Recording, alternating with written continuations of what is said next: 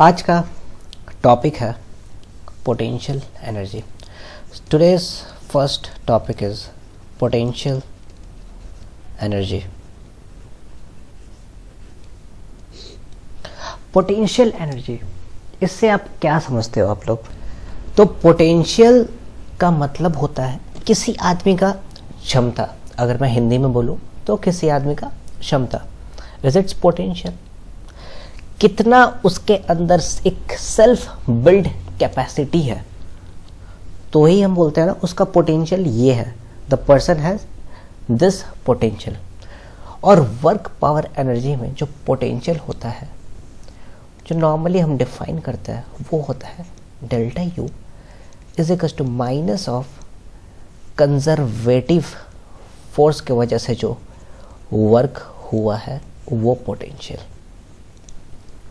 मतलब जो change in potential होगा, जो चेंज इन पोटेंशियल होगा, ये क्या है? ये change in potential energy, potential energy of a particle between initial और final position is equal to negative of work done by a conservative force। Clear है? अब नॉर्मली कोई आता है और कोई कहता है सर पोटेंशियल एनर्जी का नॉर्मल सा जो रिलेशन होता है वो क्या होता है? तो मैं बोलूँगा जो पोटेंशियल एनर्जी का जो सिंपल सा रिलेशन होता है वो होता है mgh, जहाँ पे m होता है मास, g is gravitational constant and h is the height. I hope it's clear. एक बहुत सिंपल सा क्वेश्चन या एग्जाम्पल देखते हैं। मान लो एक ऐसा ट्रैक है, कोई एक ऐसा ट्रैक है, ठीक है, एक ऐसा ट्रैक है। ये जो हाइट है, ये ग्राउंड से h2 पे है। ये जो हाइट है ये ग्राउंड से h2 पे है, और यहाँ से मैं एक ब्लॉक जिसका मास m है उसको रिलीज करता हूँ। ये ब्लॉक गया, क्या हुआ? ये ब्लॉक यहाँ पे पहुँच गया। मान लो इस टाइम पे इसका वेलोसिटी v2 था,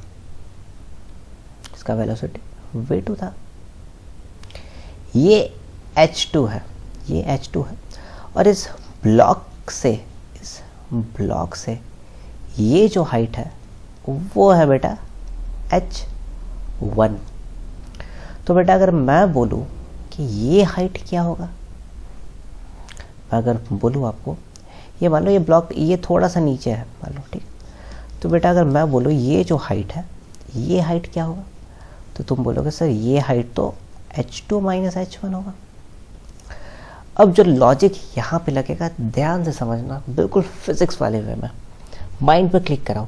ये ब्लॉक था, ब्लॉक गया, मतलब ब्लॉक जा रहा है इस बात पे, मतलब लॉस हो रहा है किस में? Loss in gravitational potential energy, gravitation की वजह से पोटेंशियल एनर्जी। अब जब यहाँ पे आया तो फिर क्या हो रहा है? ये जो हो रहा है ये हो रहा है गेन इन काइनेटिक एनर्जी। समझ में आया बात? क्लियर है?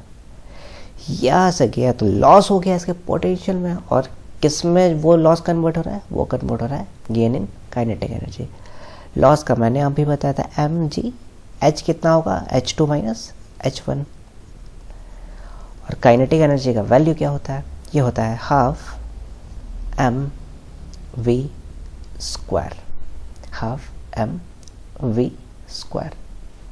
ये है समझ में? और अगर मैं v2 के लिए यही इक्वेशन लिखूं, तो अगर मैं v2 के लिए इस इक्वेशन को अगर लिखता हूं तो ये क्या हो जाएगा बेटा? ये हो जाएगा mgh2 पूरा ब्लॉक के लिए is equals to half mv2 square. अब क्या यहाँ से v2 फाइंड हो जाएगा? हाँ, इजीली v2 फाइंड हो जाएगा यहाँ से। समझ में आया बात? अब एक और सिमिलर क्वेश्चन देखो। मान लो एक सरफेस है, सरफेस पर रखा है हमने एक ब्लॉक m मास का ब्लॉक है, जिसका वेलोसिटी इस डायरेक्शन में v1 है,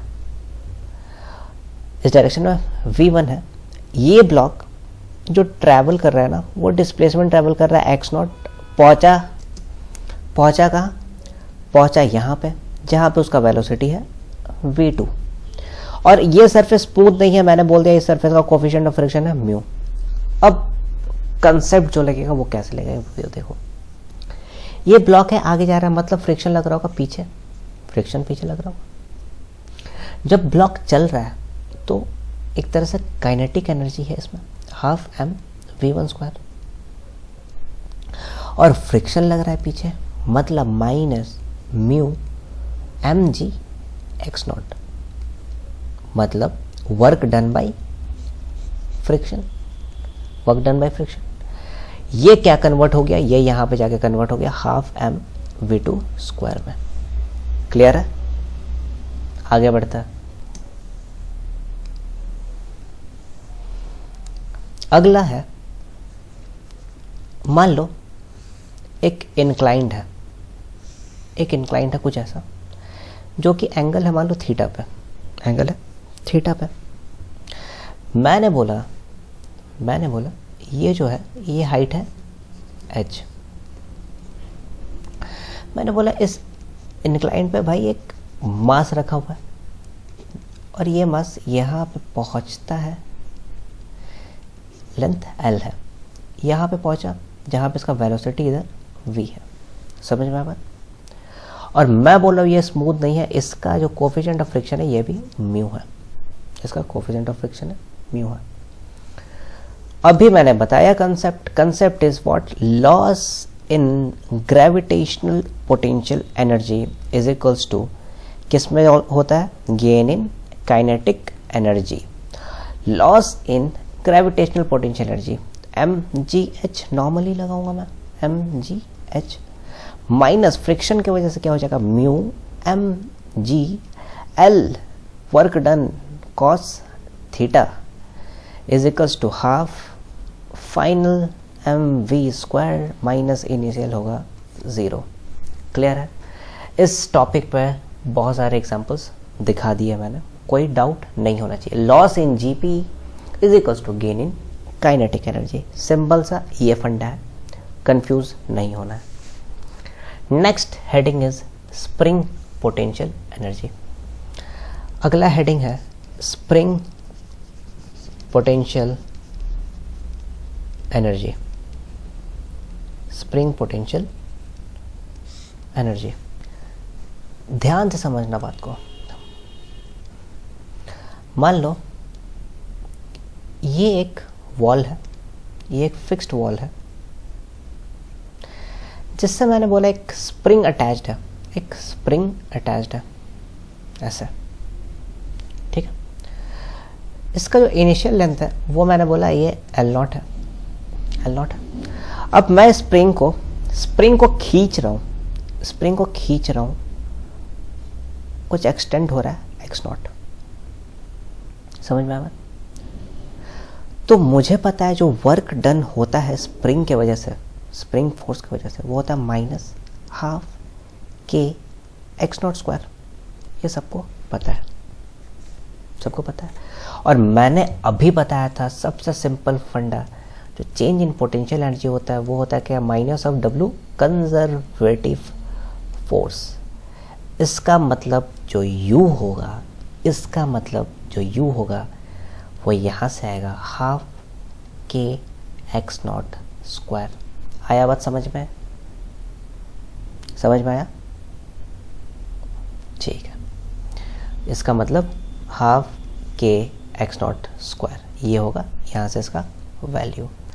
और x0 का मतलब क्या है, स्प्रिंग का जो नेचुरल लेंथ था L0, उससे हमने या तो एलोंगेट किया x0 से, या तो कॉम्प्रेस किया x0 से, तो ये वैल्यू आ जाएगा।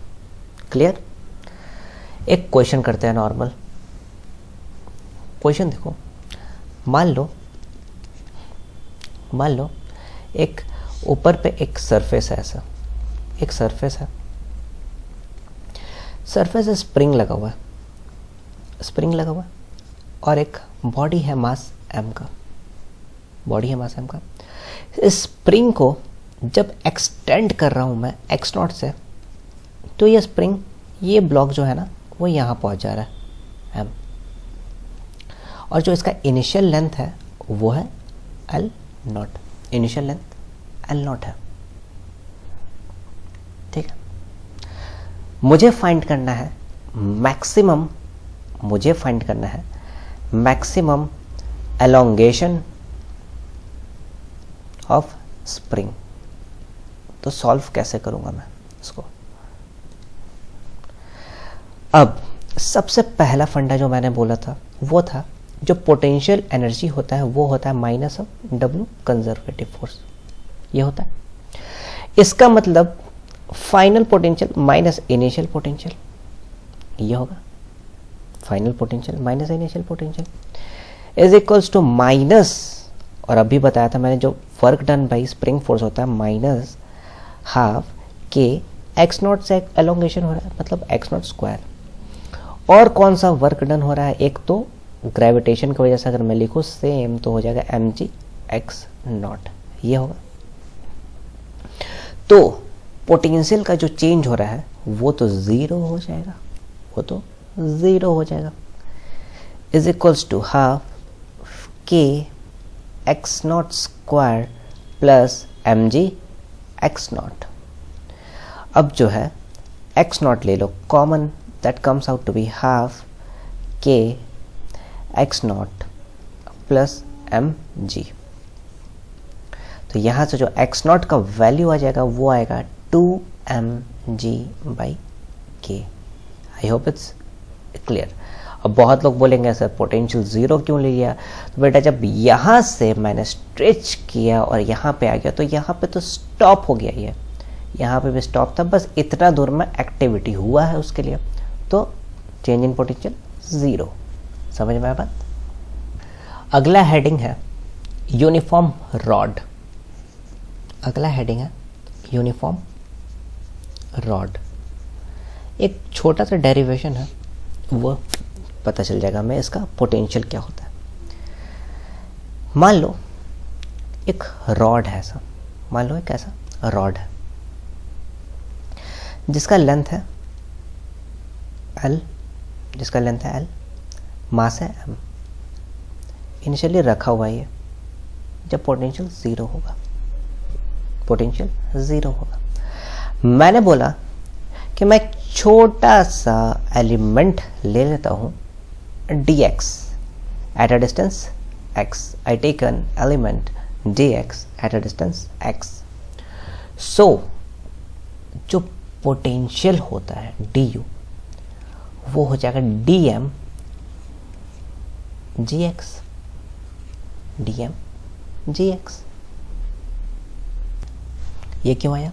क्योंकि ये जो है ना, ये जो है ये पोटेंशियल ऑफ स्मॉल एलिमेंट है, potential of small element, small element. अब बहुत लोग अभी भी कंफ्यूज है ये कैसे आया। ये देखो छोटा सा मास, वर्क डन माइनस ऑफ, यह ध्यान से समझना, यहाँ देखना, डेल्टा यू मैंने बोला था माइनस ऑफ कंजर्वेटिव फोर्स था। अब ये अपोजिट है, नीचे mg लग रहा होगा, इसका नीचे लग रहा होगा mg, तो माइनस माइनस हो जाएगा प्लस, और ये तो dm gx। आया बस समझ में? अब जो छोटा सा एलिमेंट होता है उसको हम लिखते हैं हमेशा, उसको हम लिखते हैं du इज इक्वल्स टू, ध्यान में रखना, mass per unit length gx dx, gx dx। अब अगर मुझे u फाइंड करना है, मैथमेटिकल टूल्स में आ जाओ, इंटीग्रेट कर दूंगा मैं du को। कहाँ से कहाँ तक इंटीग्रेट करूँगा? इनिशियल ज़ीरो है, फाइनल l है, m बाई एल gx dx। क्या इंटीग्रेशन कर सकता हूँ मैं? बिल्कुल। ये हो जाएगा u is equals to m g by L x square by 2 0 to l। इसका मतलब जो पोटेंशियल होता है रॉड का वो होता है mg l बाई 2।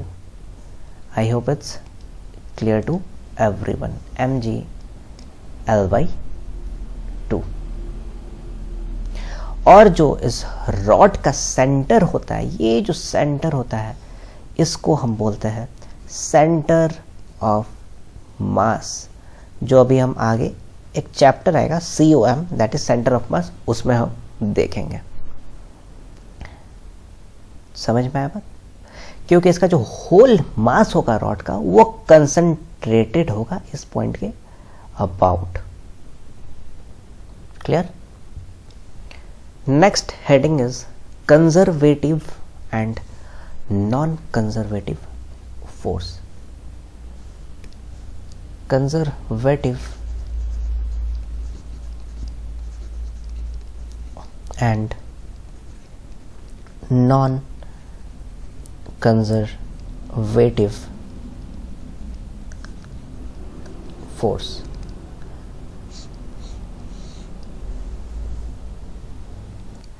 कंजर्वेटिव और नॉन कंजर्वेटिव का दो मतलब होता है, बहुत सिंपल सा। इस टॉपिक को ज़्यादा मैं खींचूंगा नहीं, बहुत सिंपल से समझाऊंगा। कंजर्वेटिव का मतलब होता है, कंजर्वेटिव फोर्स का मतलब होता है जहाँ पे जो वर्क डन है वो इंडिपेंडेंट ऑफ पाथ है, इंडिपेंडेंट ऑफ पाथ है। और नॉन कंजर्वेटिव का जो मतलब होता है, जो वर्क डन है, नॉन कंजर्वेटिव का मतलब है जो वर्क डन है वो डिपेंडेंट ऑन पाथ है, डिपेंडेंट ऑन पाथ है। क्लियर है यहाँ तक? बहुत ईजी। कंजर्वेटिव मतलब पाथ से कोई लेना देना नहीं, और नॉन कंजर्वेटिव मतलब पाथ से लेना देना है। जहाँ पे नन लग गया तो डिपेंडेंट, और नन नहीं लगा तो इंडिपेंडेंट, अपोजिट। क्लियर है? Next heading is path integration. एक इंपॉर्टेंट हेडिंग है पाथ इंटीग्रेशन। नाम से बेटा आपको समझ में आ गया होगा, पाथ इंटीग्रेशन में मतलब वर्क डन फाइंड करना है by a force on a particular path. क्या फाइंड करना है? वर्क डन फाइंड करना है एक फोर्स की वजह से ऑन अ पर्टिकुलर पाथ पे, एक पर्टिकुलर पाथ पे, राइट? ये बात है। तो इसको समझाने के लिए एक बहुत सा सिंपल सा एग्जांपल है। मान लो ये कोऑर्डिनेट है, ये ओरिजिन है, और यहाँ पे एक पॉइंट है 2,2। मैंने बोला मुझे जो है ना फाइंड करना है इस पाथ पे वर्क डन, तो पाथ पे, तो मतलब अगर मैं फोर्स लिखूंगा तो वो क्या हो जाएगा, 2i cap plus 2j cap, 2i cap plus 2j cap. Sorry, force given है 2i cap plus 3j cap, sorry I have mistaken, ये पॉइंट है। इस पाथ पे मुझे वर्क डन फाइंड करना है, तो वर्क क्या होगा? वर्क मैंने बोला था 0 से a पे जाएगा f डॉट ds, 0 से a पे f डॉट ds। मतलब 0 से a मतलब 0 से 2 और 0 से 2, मैं ये बोल सकता हूँ। कैसे भाई? मतलब 0 से 2 x वाले में, मतलब 2dx वाले में, और 0 से 2 y वाले में, y वाले में क्या है? 3dy वाले में। अगर मैं इंटीग्रेट करूँ तो मेरे पास यहाँ से आएगा 4 प्लस 6 आ जाएगा 10। तो मतलब बात ये है, पाथ के दौरान मुझे ये पता चला कि वर्क क्या हुआ है ये पूरे पाथ पे। समझ में आया बात? एक सिमिलर एग्जांपल लेता हूँ मैं। मान लो ये ओरिजिन है और मैं बोलो कोई वर्क जो है ऐसे है, ये ए पॉइंट पे हो रहा है 2,3, 0 से ए, और मैंने बोले जो फोर्स गिवन है वो है x square i cap plus y cube j cap. तो जो वर्क होगा बहुत इजी है, अगर मैं सॉल्व करूँ तो वर्क होगा, तो जो वर्क होगा वो क्या होगा? W is equals to integration 0 से a f डॉट ds। मतलब अगर मैं बोलूँ तो 0 से 2 और एक हो जाएगा 0 से 3। कहाँ से कहाँ तक होगा बेटा? x स्क्वायर dx के लिए, और ये हो जाएगा y क्यूब dy के लिए। ठीक है? अब मान लो कभी कभी कुछ क्वेश्चंस थोड़े कंफ्यूजिंग आ जाते हैं। मान लो मेरे पास एक क्वेश्चन है, ये y कोऑर्डिनेट है बेटा, ये x कोऑर्डिनेट है। अब मुझे बोला गया है जो वर्क है वो इस पाथ पे हो रहा है 0,0 और 2,3 पे, ये है। लेकिन जो फोर्स दिया हुआ है वो है y² i कैप। अब बताओ वर्क कैसे फाइंड करेगा? तो वर्क के लिए तो मैंने अभी बोला कि W जो होता है वो होता है 0 to a F.ds। लेकिन अगर x में मैं देखूँ तो ये डिस्टेंस तो 3 है, तो मैं अगर बोलूँ तो y is equal to 3/2x भी बोल सकता हूँ, ये जो पॉइंट है। तो मतलब अगर x में मैं देखूँ, अगर मैं x में देखूँ तो मेरे पास तो y² i कैप दिया हुआ है, मतलब y² dx, बाकी तो 0 0 है y और z, तो मतलब y² dx। और मैंने अभी तुमको क्या बोला कि जो y है उसका वैल्यू है 3/2, y is equal to 3/2x है, y is equal to 3/2x है। इसका मतलब y w is equals to ये हो जाएगा इंटीग्रेशन 3/2x का स्क्वायर dx। कहाँ से होगा ये? x इक्वल टू 0 से x इक्वल टू 2 तक सॉल्व कर लेंगे, आंसर आ जाएगा। क्लियर है? और एक कंफ्यूजन मत होना, ये y इक्वल टू 3/2 क्वेश्चन में गिवन था, हमें इस पाथ के लिए फाइंड करना था, ये क्वेश्चन में गिवन था। क्लियर? नेक्स्ट है relation between conservative force and potential energy. Relation between conservative force and potential energy. समझ में आया बात? कंजर्वेटिव फोर्स और पोटेंशियल एनर्जी। पहला रिलेशन मैंने बेटा आप लोगों को बता दिया था, जो पोटेंशियल होता है वो माइनस ऑफ कंजर्वेटिव फोर्स होता है, ये बात इजी है। और जो वर्क है, मान लो अगर मेरे पास ये है, ये अगर ए है, ये पाथ अगर बी है, तो ये अगर R2 वेक्टर है, ये पोजीशन वेक्टर R1 है, तो मैं जो वर्क लिखूंगा कंजर्वेटिव वो डिपेंड होगा R1 से लेके R2 तक, और F.dr ये होगा। क्लियर है? इट मीन्स जो पोटेंशियल होगा वो क्या होगा? चेंज इन पोटेंशियल, मतलब ये फाइनल माइनस इनिशियल हो जाएगा माइनस ऑफ R1 से लेके R2 F.dr। कोई प्रॉब्लम? बस वही था, उसमें सब्स्टिट्यूट कर दिया गया है। ठीक है? अब मान लो मैंने ले लिया जो R1 है उसको एज अ रेफरेंस, मैंने लिया R1 एज अ रेफरेंस। समझे? अगर मैंने लिया R1 एज अ रेफरेंस तो जो पोटेंशियल आता है उस केस में वो होता है माइनस ऑफ रेफरेंस जो भी लिया गया है टू आर वेक्टर F.dr। हमेशा याद रखना इस केस में याद रखना। समझ में आया बात? और कुछ इंपॉर्टेंट टर्म्स है, जैसे मैंने बोला जो पोटेंशियल था वो माइनस ऑफ F(x)dx था। इसका मतलब ये है जो फोर्स होगा वो होगा माइनस du/dx, मतलब हम ऐसे निकाल सकते हैं। सिमिलरली जो Fy होगा वो होगा माइनस du या डेल u/del y, और जो Fz होता है ना वो होता है minus del u/del z। Clear? अगर मैं इसको कंबाइन लिखूं तो मैं बोलूंगा जो फोर्स होता है वो होता है minus grade of potential energy, जहां पे बेटा जो ग्रेड होता है उसका मतलब ये ही होता है डेल u/del x, ये होता है ग्रेड। इसका मतलब है ये पार्शियल डिफरेंशिएशन होता है, जिसको डिफरेंशिएट करना है बस उसी को डिफरेंशिएट करेंगे जिसको डिफरेंशिएट करना है।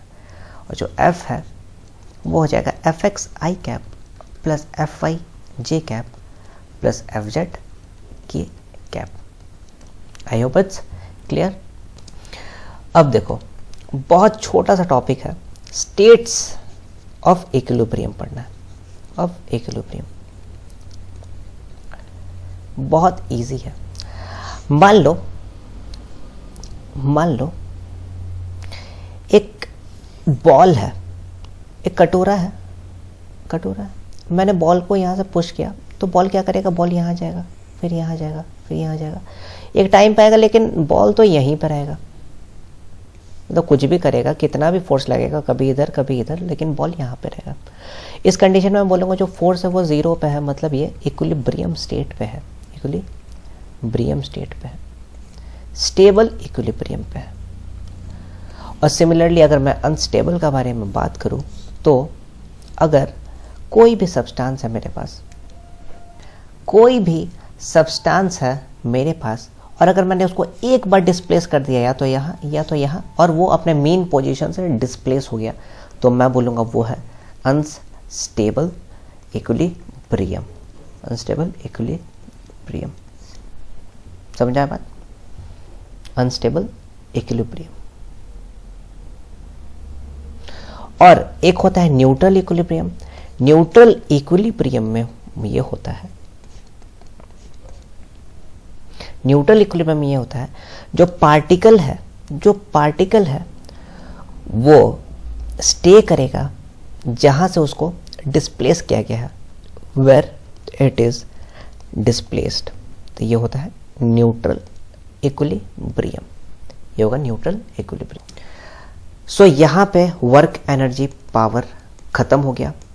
नेक्स्ट लेक्चर में हम नया चैप्टर स्टार्ट करेंगे।